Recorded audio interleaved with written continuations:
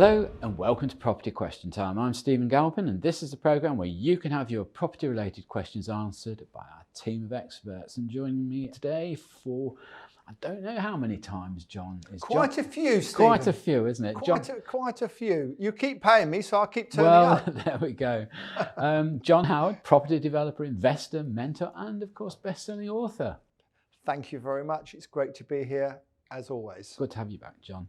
And joining John is Zee Razaq, who's again becoming a regular on our programmes, we're very pleased to say, founder of Certax, property industry accounting experts based in St Albans. Welcome to you, Zee. Thank you for having us again, Stephen. Good to have you back. Now keep it simple because we're not all as bright as you. Okay? Definitely not. He's super bright. You guys are always humbling me so much. So thank you for all your kind words. I really appreciate it. Okay, it's all right. Just leave the money at the door. Yeah.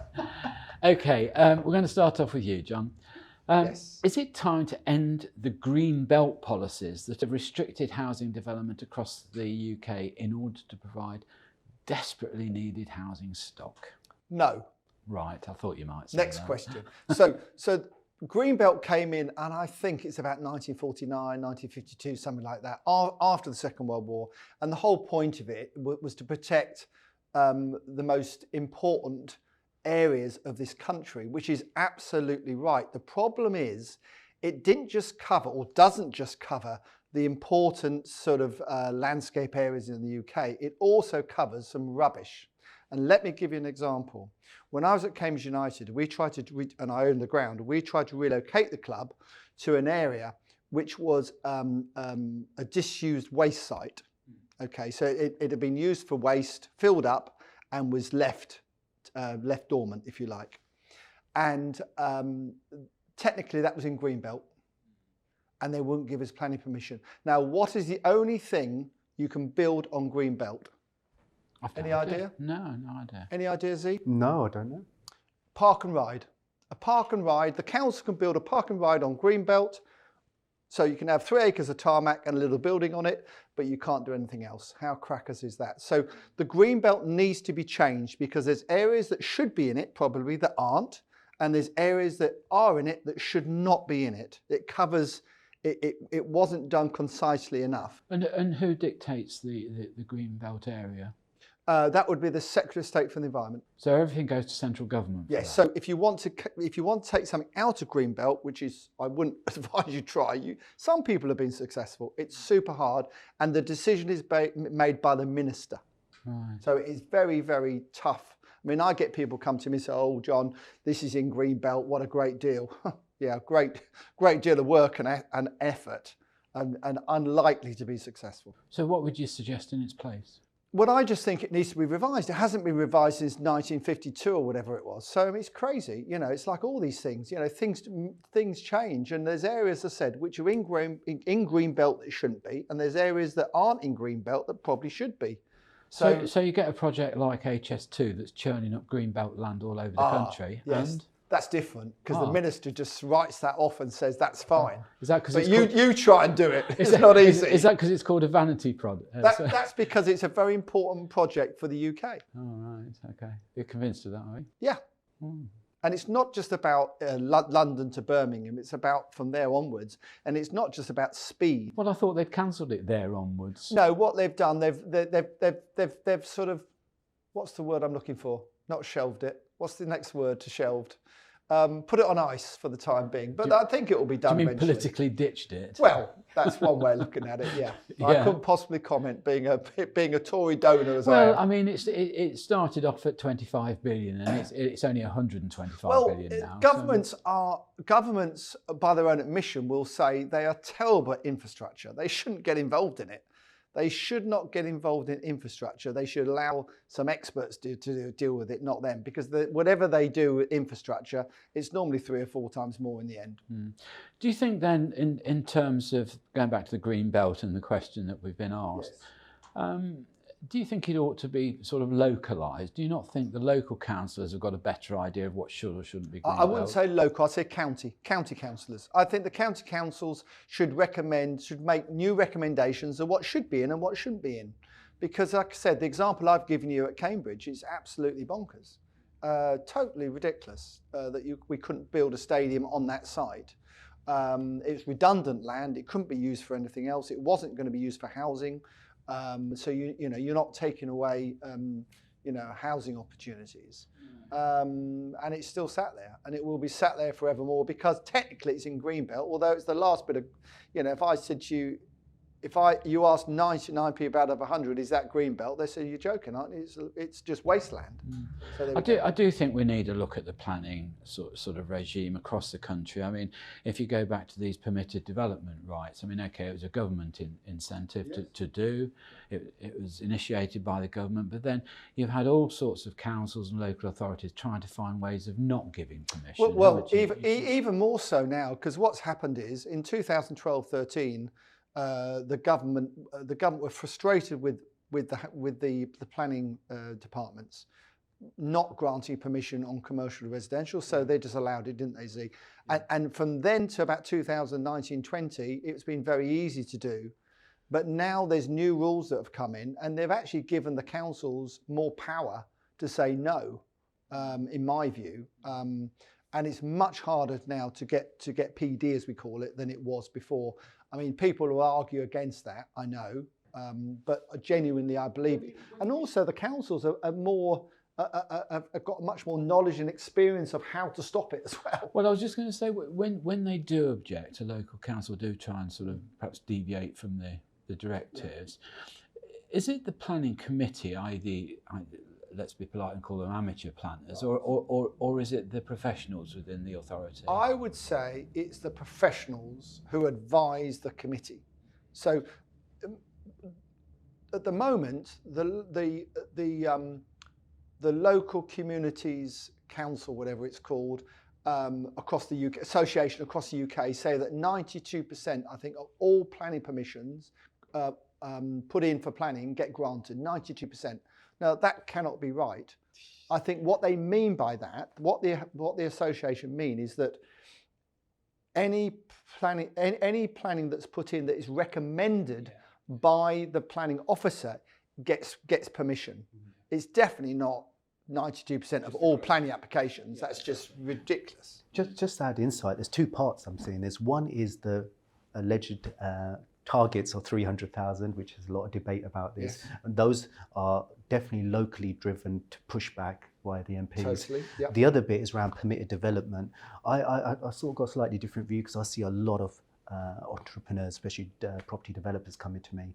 And this Article 4 power that a lot of councils have is causing havoc, because that is going against the benefits sometimes of the community. So they don't always know better. They sometimes have a personal or political will to reject that flow of traffic. And what's happening to the local communities are that there's a lot of redundant buildings, and that can't be right. I think there is a balance, but you've got to. You're right. And Article 4, what they're doing with what Article 4 says is that in a certain area of a town or city, they can put a blanket on not allowing PD, not allowing housing multi-occupation, and so on.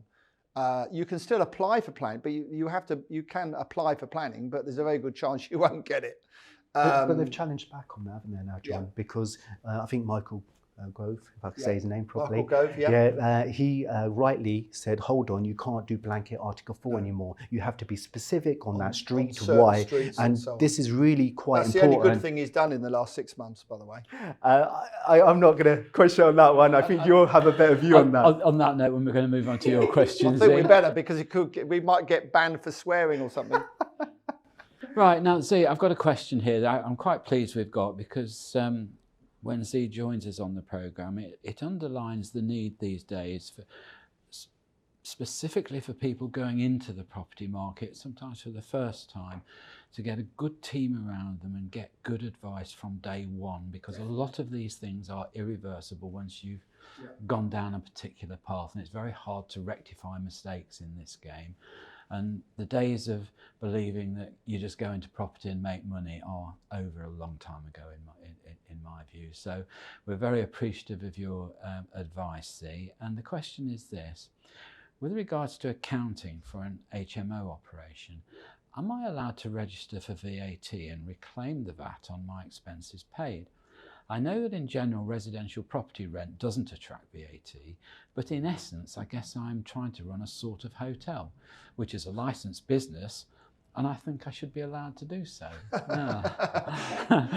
That's interesting. I like viewers like this. It's a classic question, to be honest, and any person who's in the accountancy tax advisory, especially specialised in property, that's bed and breakfast. It really depends, actually. Generally, it's no.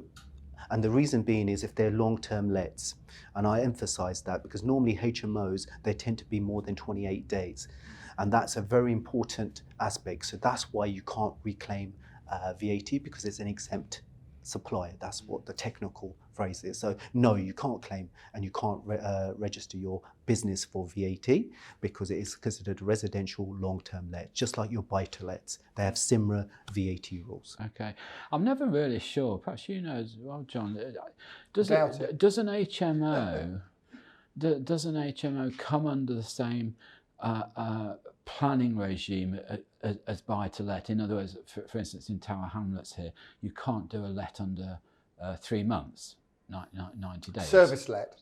Well, service accommodation or HMO. Any let under 90 days, you can't do it on an assured short-term tenancy.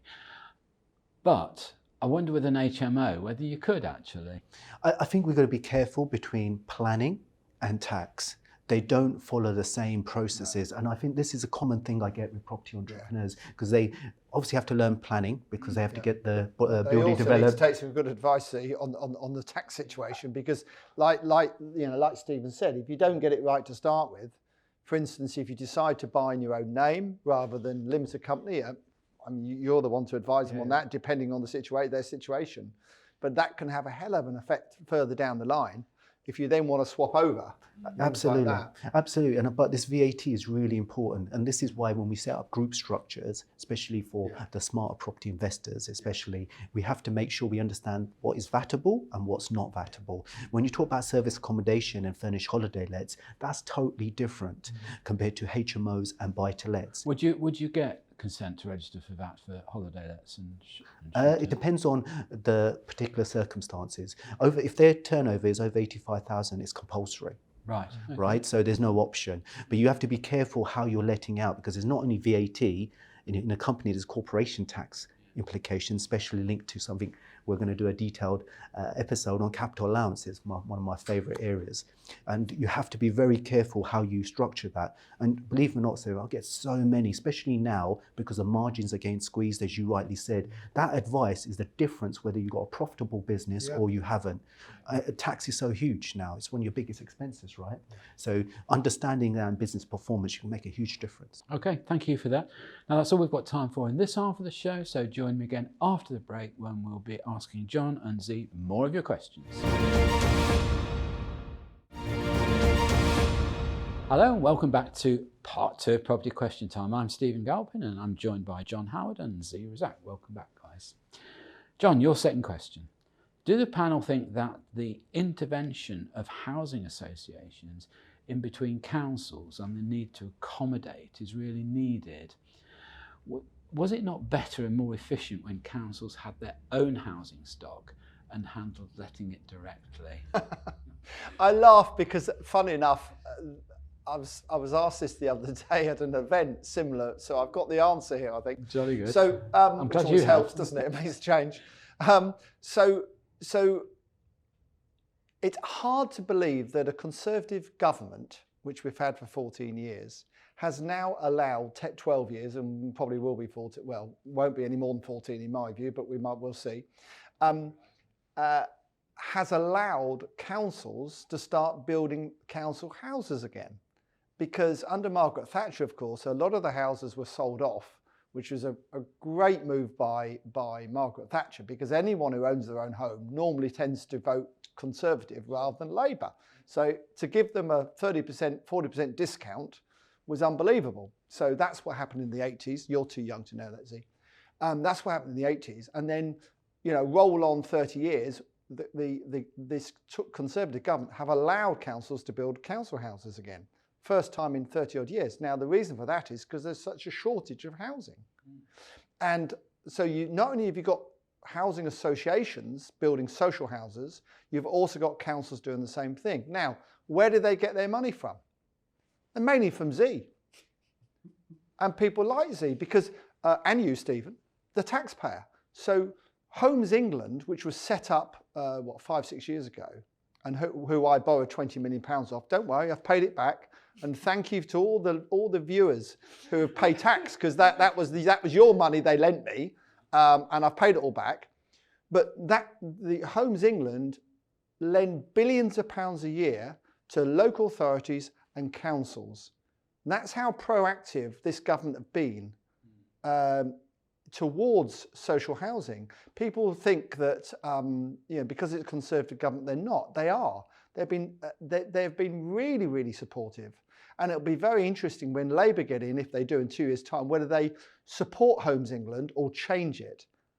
Very interesting. But there is a great commitment by this government for social housing, both with housing associations and also local authority, and it is required, desperately required. But the puzzle I've always had, I've been involved in construction development management. High end, Stephen. Yeah, but we've had to do, the 106 obligations and dear. No, you put me off my stride now. No, but so you get involved with the housing associations because essentially, if you've got to provide contribution, you provide so many homes for them. But then, of course, the housing association's complaint is, well, we can't handle letting ourselves because the councils will tell us that we're having this tenant, that tenant, the other tenant.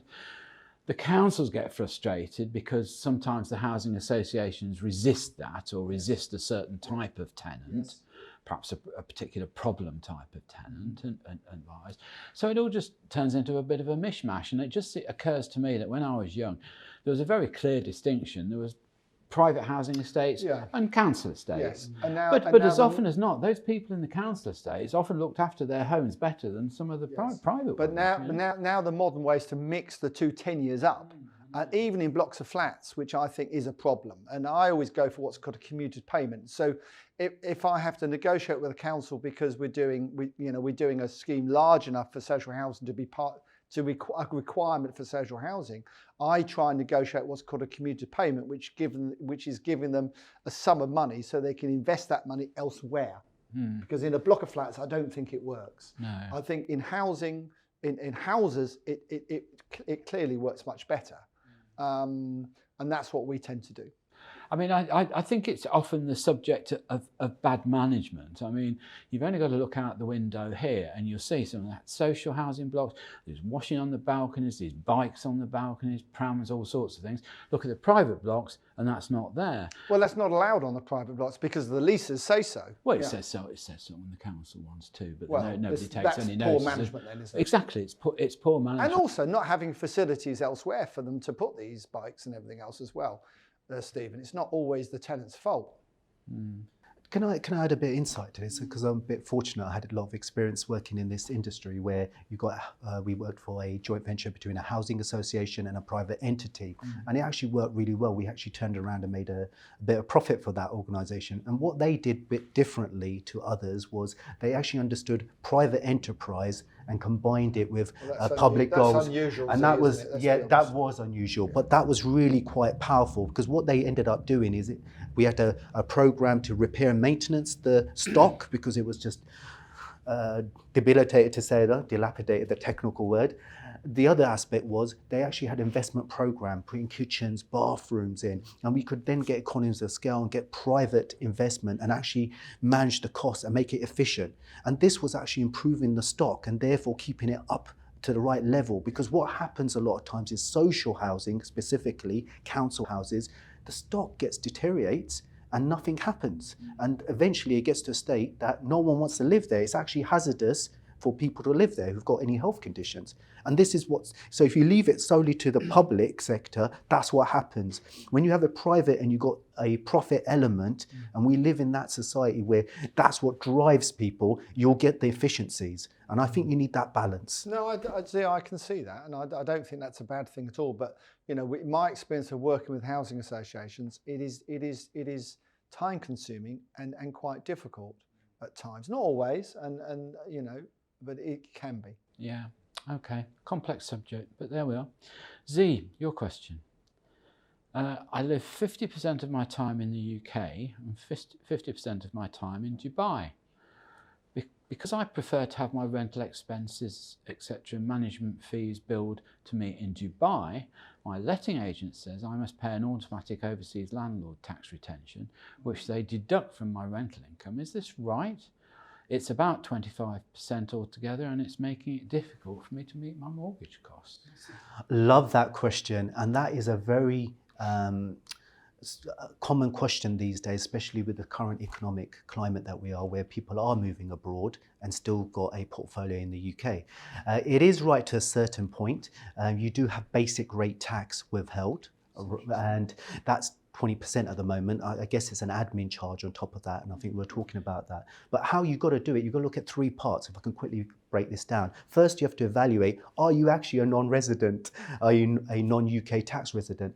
Right, so there's 2 parts to that. There's automatic tests, right, i.e. 183 days, that if you've been in the UK in that tax year. And the second one is a bit more complicated and needs advice, is something called the statutory residence test. And there's criteria, so I would recommend advice.